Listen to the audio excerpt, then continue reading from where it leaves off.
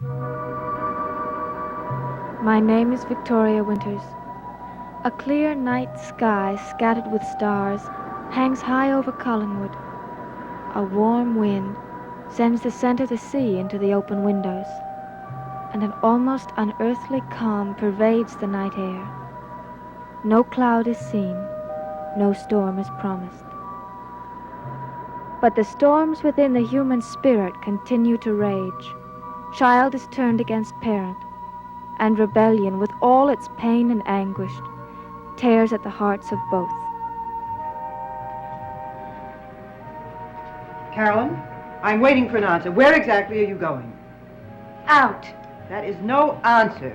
Out where? I don't know where. But it's dangerous for a young girl to be out. There's a madman loose. So what? And please don't be flippant about it. Who's being flippant? Suppose I really don't care.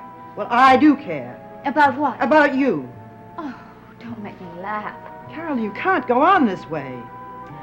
Don't worry, Mother. I'll round up some protection. I never have much trouble finding a companion. You know that. It's like that Buzz, I suppose, or whatever his name is. I could do worse.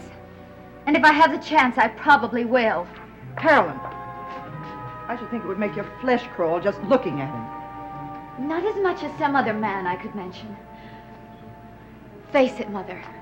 You've already claimed the prize in that category. I won't have you talking to me this way. Which is one of the reasons I'm going out. Because if I stay, I'll say things a lot worse. Carolyn, please don't go out.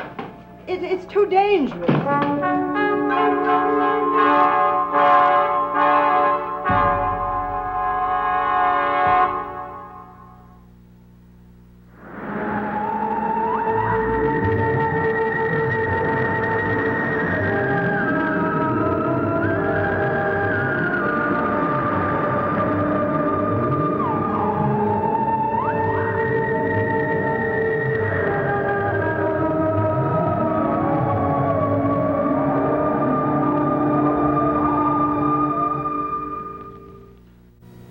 Isn't there anything you can do to stop her? I've tried, Mrs. Stoddard. When I think of her tearing around out there and a madman on the loose. Oh, Vicky, how can I stop her? Please tell me. I really don't know. Yes, you do.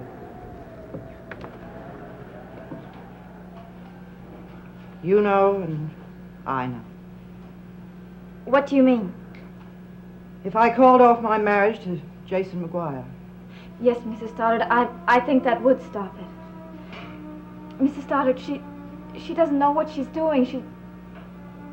She's just trying to hurt you, and she can't help herself.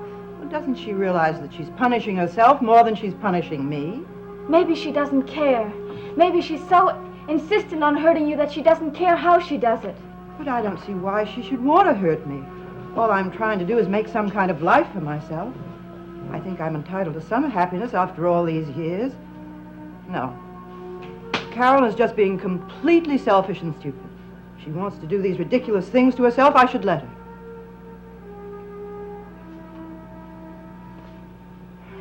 You know, I don't really mean that, don't you? Yes, I know. Carol is my whole life. I love her so much. And she loves you. What you're doing wouldn't matter so much to her if she didn't care about you. And what am I doing? Marrying a man I want to marry. But Carolyn doesn't believe that. You don't either. No, Mrs. Stoddard, I don't. What can I do to convince you? You don't have to do anything to convince me. It's none of my business, and I can hardly tell you how to lead your life. But I have had the feeling that ever since Jason came back here, he's been forcing you to do things you don't want to do. I thought I'd cleared that up once and for all. You all thought I had some terrible secret locked up in that room in the basement. And yet you all went in and found nothing. You still think Jason has some kind of hold over me. I'm sorry, I can't help it. What exactly is that hold supposed to be? I don't know. Well, if he has got a hold over me, then I must have done something terrible. I didn't mean that. Well, what did you mean? Well, perhaps you did something, and it's not as terrible as Jason has made you believe it is. What you're saying is that first I've done something wrong, and second that I'm allowing Jason to blackmail me. I'm sure that every one of us has done something at some point in our lives that we're deeply ashamed of. But we couldn't help ourselves at the time. And then someone like Jason comes along and finds out about it and haunts us with it. Victoria, please stop it. I'm sorry. If you don't mind, perhaps we shouldn't talk about it anymore. Perhaps that would be best. May I go now? I'd like to see if David is asleep. Yes. Good night, Vicky. Good night.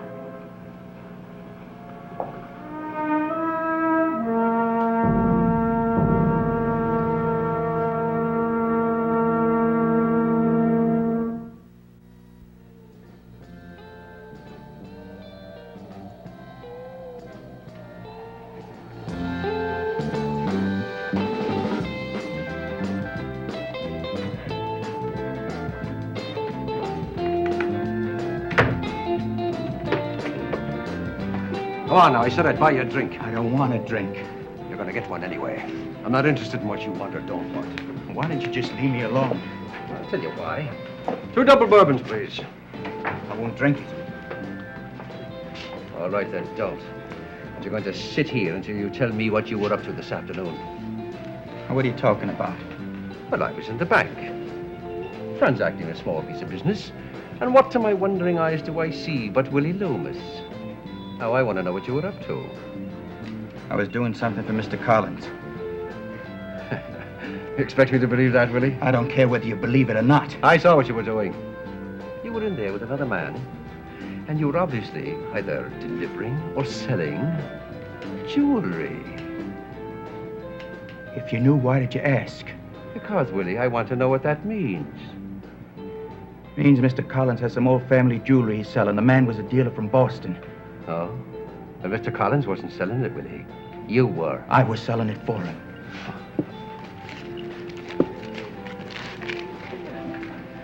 Mr. Collins may be a little eccentric, but he's no fool. And that's what he'd have to be to put jewels into your hand, boy. All right, if you don't believe me, you ask him. He'll tell you just what I told you. It's none of your I business. have no intention of asking Collins anything. But I do have a few things to tell you, Willie. Now, I want you to listen, and listen very closely. Yeah? Now, I don't know whether the news has reached you or not. The good and glorious news that there are going to be some drastic and far-reaching changes at Collingwood. What do you mean? Well, it's just that I've decided that I've lived the life of the lonely wanderer long enough. Now, what does that mean? Willie, I'm about to trade in my 7-league boots for a pair of slippers. I've decided to get myself married. Married? Oh, why not? Well, you never could settle for one woman, and you know it. Well, it's true. But I could settle for marrying only one. Especially if that woman happened to be the charming mistress of Collingwood. You're gonna marry Mrs. Stoddard? She finally persuaded me to say yes. She'd never marry you. Why not? I'm a very agreeable man, Willie, in the full flower of my manhood. Huh? And tell me, why would she marry you? She's not doing it for my money. She's not doing it for my money. That's obvious, isn't it? All right, what's the deal? The deal. Huh? That's what I'm trying to tell you. All right, now, pay close attention. Listen carefully. The deal is that I will have considerable influence at Collingwood very soon. Am I making myself clear so far? I guess so. Good. And now here's the rest of the deal. I'm responsible for bringing you to Collingwood, Willie. And it was our understanding that there would be plenty for both of us. Oh, not any part of that, not anymore. As I'm sure you're not, because you've got a little action going for yourself, haven't you? No. All I'm doing is working for Mr. Collins. Well, I'm not denying that fact.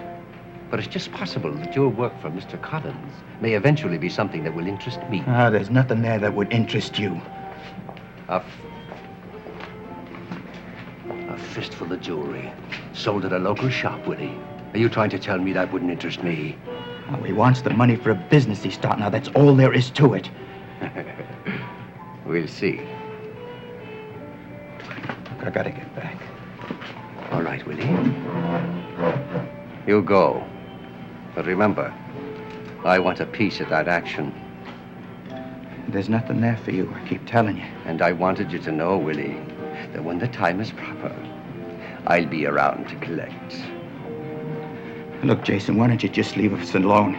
If you're going to marry Mrs. Stoddard, isn't that enough? Willie, am I a man lacking in ambition? That amounts to an insult. Now, you'll have all you want. What do you want with us? What I want has always depended a great deal on how much I can get, Willie. And if I can get it, I want it. And when I want it, I get it. Remember that. I come to this sewer when I know a lot of treetops we can swing on. Girl gets thirsty once in a while. And the girl gets sick to her stomach once in a while, too. Where did you say those treetops were? Calm your digestion, love. We were just about to leave. So please stay. Only if you'll take the smell with you. Oh, Carolyn. Is that any way to talk to your future stepfather? Only because there are some words I don't want to use in public. Well, enjoy yourselves. Oh, and if you ever need a paternal blessing, you'll know where to come.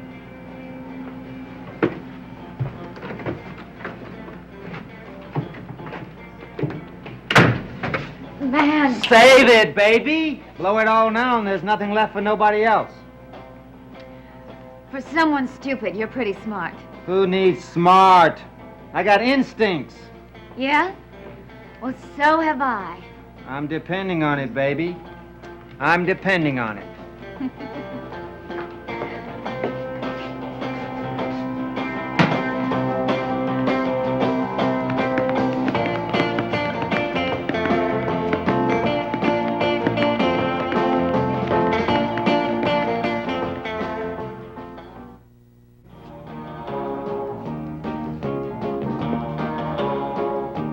Go ahead, have another one. What is it, money? I got plenty of that, you know. Drinking's a drag. I can think of better things. But I like the taste. What's taste? It's how it makes you feel that counts. And all drinking makes you feel is drunk. How about something that makes you feel like you've never been alive before? Maybe. I got the bike outside. Let's dance a little bit first.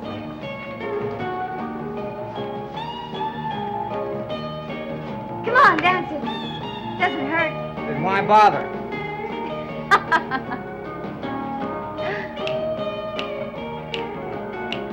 Aren't you gonna dance? Sometimes I just like to watch.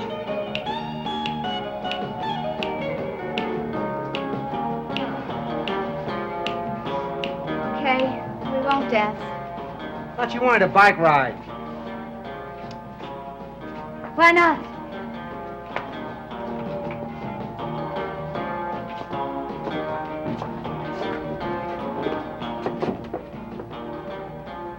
Carolyn? Who are you? Okay, I guess, and you? Never better. Excuse me. That the kind of company you used to keep? Boy, has your lonely existence improved. You go on out. I'll be right outside. Maybe I'll be gone. No, don't go. Wait for me, please. I'll be right out. You want something, all you gotta do is take it. Right?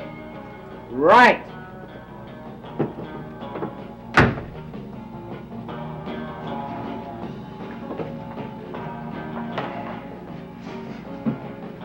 Joe, I want you to know how sorry I am. You know about Maggie? Thanks. I hope they find her. Thanks, Carolyn. And I hope she's all right. Do you mind if we don't talk about it? I'm sorry. I just wanted you to know how I felt. No, look, I'm sorry I jumped at you. Oh, forget it. I know how it must be for you. Well, I just wanted you to know how I felt. Thanks. Can I buy you a beer? Thanks, but You saw I got a date. Yeah, I saw. He's really very nice. Oh, yeah. Okay, so he's not nice. But who cares? You don't? Why should I? I've been hearing about you, Carolyn. I didn't know you were the type to listen to gossip, Come Joe. on, Carolyn. Now, what's going on? A girl likes to have a little fun once in a while. That guy looks like about as much fun as a bag full of spiders. Well, you got your ideas of fun, and I've got mine. I hear your mother's thinking of getting married. Thinking. I am sure the mental process was not included in her decision. Aren't you a little bit old for temper tantrums? That's what all of this is, you know. The only thing I'm too old for is second-rate psychologizing, so forget it. My bike's getting lonesome. I'm coming. Carolyn? That offer of a beer still stands.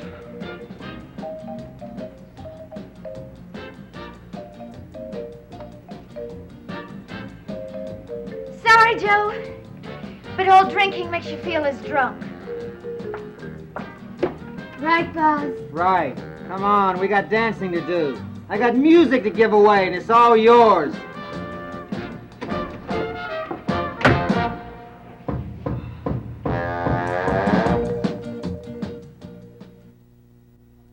We can't set the date. I haven't heard anything definite from my lawyers.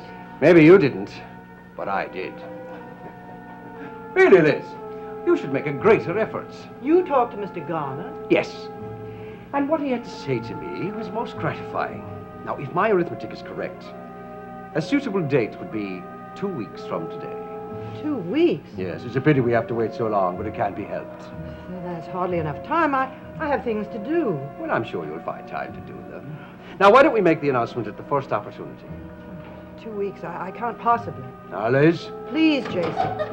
You are sky high. your daughter seems to be on an extended celebration in anticipation of the happy event. I prefer you didn't discuss my daughter with me. They're going to be married. That's the way they want it. Oh, it is, it is. My mother's been pining away with passion, yea, these long years. And now the story is about to have its own happy ending. Isn't that right, Mother? Carolyn, I think you should go to your room. Liz, perhaps Carolyn would be interested in hearing about our decision. Decision? Yes, you see, your mother and I have finally decided on a date for the wedding. Oh? Jason, I hardly think this is the time to bring that up. The date will be 2 weeks from today. 2 weeks. Does that surprise you, Carolyn? Why, that's splendid. Obviously, you've been celebrating something, and I thought we might as well give you something to celebrate about. That's right. Did you know that's what we were celebrating? A coming marriage? Is that what it was? Huh? Now, go on, Liz, tell them you believe me. Tell them you agree with me. We shouldn't be secret about it. Jason, That's please. right, Mother. Why be secret? Carolyn, I told you to go to your room.